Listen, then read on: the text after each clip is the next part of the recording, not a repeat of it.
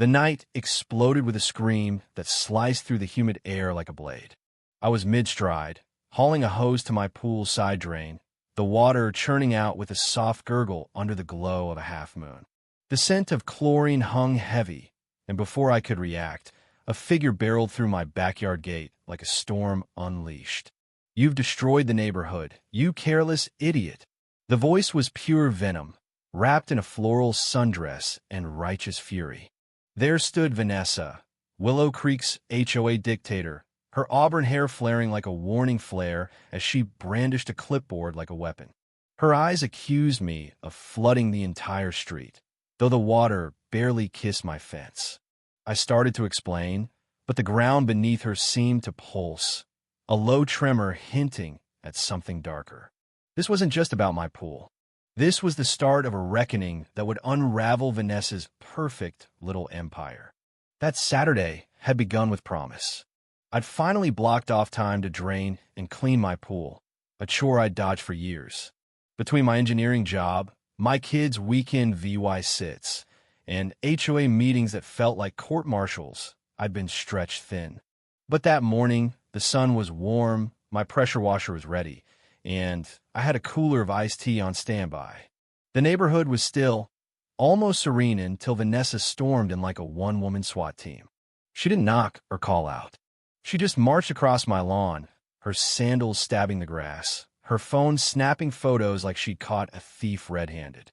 Violation of Article 15, Section Unauthorized Water Disposal, she snapped, her voice sharp enough to cut glass. She ranted about environmental sabotage and disrupting Willow Creek's aesthetic integrity. I tried to explain that my drain was city-approved, hooked into the residential runoff line per code. She wasn't VYing it. "People like you think you can ignore the rules just because you own your home," she spat, ironic from someone who'd once fined a neighbor for a tacky birdhouse. Her pen clicked furiously as she scribbled, promising a formal citation and a community remediation order. I had no clue what that meant, but it sounded like she was drafting my EVY tie-in. I was still reeling when a deep hump echoed from 2 houses down, followed by a gurgling roar. We turned to see a neighbor's manicured lawn erupt, a geyser of water, mud, and something foul blasting 4 feet high. Dogs barked, doors slammed, and gasps rippled through the street. Vanessa clutched her necklace and shrieked, "This is your doing." But her words didn't stick. Something was wrong, and I could feel it. I jogged to the chaos, Vanessa's heels clacking behind me. Neighbors were out now, phones raised, voices overlapping. "It's like a pipe burst," someone yelled. I explained I was just draining my pool, all by the book. This mess wasn't mine. Vanessa, meanwhile, was on her phone, probably rallying her code enforcement minions. A plumber arrived fast Tony, a lean guy with a jangling tool belt. He probed the crater, frowning. "This ain't a residential line," he said, checking his phone. "It's a storm drain bypass. Someone's hooked up something they shouldn't." Vanessa's face twitched. She started ranting, but Tony cut her off. "Ma'am, back up. This could be contaminated." She froze. He asked about my setup. I showed him the hose, the legal outlet. He nodded. "You're good. This," he pointed at the bubbling hole. "Not your problem." Vanessa's mouth opened, then shut. She spun and marched home, her clipboard limp. Tony muttered, "Suspicious." That's when doubt took hold. The geyser was nowhere near my drain. It was close to Vanessa's backyard, along the storm line. I went home and dug through old paperwork from when I bought my house. Among the permits, I found a city note flagging Vanessa's lot for a temporary construction hookup from her home's build, meant to be removed. It was marked unresolved. I'd ignored it years ago, but now it felt like a smoking gun. The next morning, I strolled past Vanessa's house, pretending to check my mailbox. Her gate was locked, but I spotted fresh, muddy footprints trailing from her backyard to the sidewalk, like someone had been hauling equipment at night. My gut screamed she was hiding something. That evening, I set up a motion-triggered trail camera on my fence, angled toward her yard. It was a cheap model I'd used to catch raccoons, but it had night VY shown. If Vanessa was clean, it'd show nothing. If not, I'd have her. By noon, another plumber arrived, likely Vanessa's hire to shift blame. He was older, skeptical, and traced the lines with a sensor. "His drain's fine," he said, nodding at my house. He paused at Vanessa's lot, tapping the ground. She argued, her hands flailing, but he ignored her. That night, I checked the camera footage. At 1:03 a.m., it caught two figures, a man in coveralls with coiled tubing and Vanessa, holding a flashlight. They dug behind her roses, tampering with a buried pipe. She pried open a junction box, her movements practiced. This wasn't a quick fix-it, was a cover-up.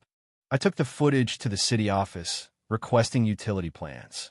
The diagrams confirmed Vanessa had no permitted storm drain connection, only a sewage hookup for indoor waste. A decade-old note denied her storm drain request, citing industrial restrictions. She'd known. I showed the stills to Clara, the HOA treasurer, a sharp-eyed retiree. She sighed. I knew she was trouble. At the next HOA meeting, Vanessa strutted in, all smiles, and targeted me with a complaint about reckless water dispersion. I stood, connected my laptop to the projector, and played the footage. The room went silent as Vanessa's flashlight-lit face filled the screen, digging at midnight. She tried to claim it was misleading, but Clara asked why she was handling unregistered pipes. Vanessa snapped about privacy. I noted the camera was on my property. She had nothing. The meeting exploded. Neighbors demanded her ouster. Someone accused her of dodging HOA fees. Vanessa stormed out, threatening lawsuits, but her reign was crumbling.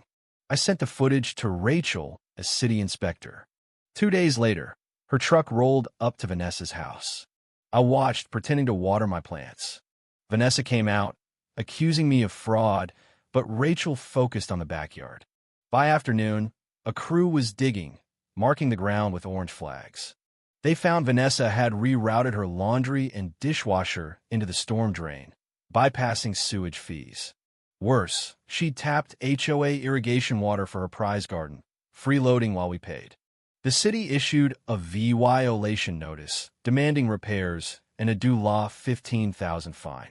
Then, a shocker, workers uncovered an unpermitted bunker under her yard, tied to the illegal drain, at risk of collapse. It was ordered demolished. A local news segment, HOA Queen's Pipe Fraud, aired, showing Vanessa's violation notice. Neighbors sent me memes. My daughter texted, "Dad, you're a legend." Vanessa fought back, filing a defamation suit against me. My lawyer laughed it off, and it was dismissed in days. In court, Vanessa's excuses blaming her late uncle flopped. The judge cited the footage, finding her due law $18,000, ordering due law $8,000 in HOA repayments, and mandating a neon compliance sign in her yard for 90 days. Kids snapped selfies with it. Someone added a tiara. Vanessa faded. Her garden withered without stolen water. Her koi pond turned amuck. She tried hauling bathtub water to her roses, but a neighbor's camera caught her, earning a warning. Clara's HOA scrapped Vanessa's petty rules, adding a community garden and block party plans. The neighborhood felt alive again. One morning, a MOVing truck parked at Vanessa's house. She emerged, clutching a planter, sunglasses hiding her face. She didn't look at me. She just left. A for sale sign went up, and a new couple moved in, oblivious us to the pipes below. I upgraded my pool, hosted my kids, and built a fire pit. Sometimes I glance at Vanessa's old yard, now ordinary, and think how one act draining my pool exposed her lies. She thought she could control the rules, the water, the truth. But truth flows like water, unstoppable, and it drowned her in her own deception. If you were the one in this story, how would you react? Would you stand up and fight back, or accept the unreasonable pressure and control from the HOA? Share your thoughts in the comments below. And don't forget to subscribe, like, and share this video with more people. Your small action gives us the motivation to keep bringing you more intense and engaging stories. Thanks for watching, and we'll see you in the next video.